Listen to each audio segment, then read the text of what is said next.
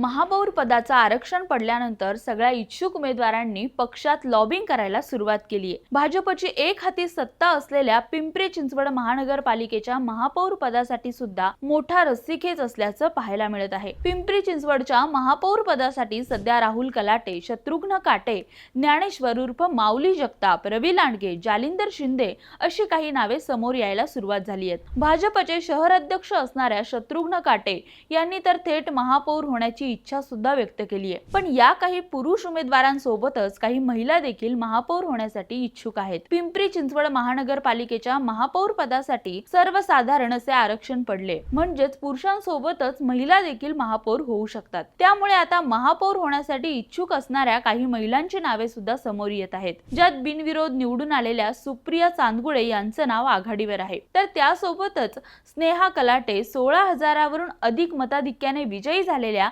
सारिका गायकवाड यांची नावे सुद्धा चर्चेत आहेत। त्यामुळे महापौर पदावर नक्की कोण बसणार हे येत्या काळात स्पष्ट होईल। दरम्यान मागील 5 वर्षाच्या कार्यकाळात भाजपने त्यांच्या 3 नगरसेवकांना महापौर पद भूषवण्याची संधी दिली होती। त्यामुळे यावेळी महापौर पदासाठी शर्यतीत असणारी इच्छुकांची मोठी संख्या पाहता तसाच काहीसा प्रयोग पुन्हा भाजपकडून केला जाणार का हे पाहणे महत्त्वाचं असणार आहे। पण तुर्तास तुमच्या मते पिंपरी चिंचवडच्या महापौर पदाच्या खुर्चीचा खरा दावेदार कोण हे कमेंट करून आम्हाला नक्की सांगा।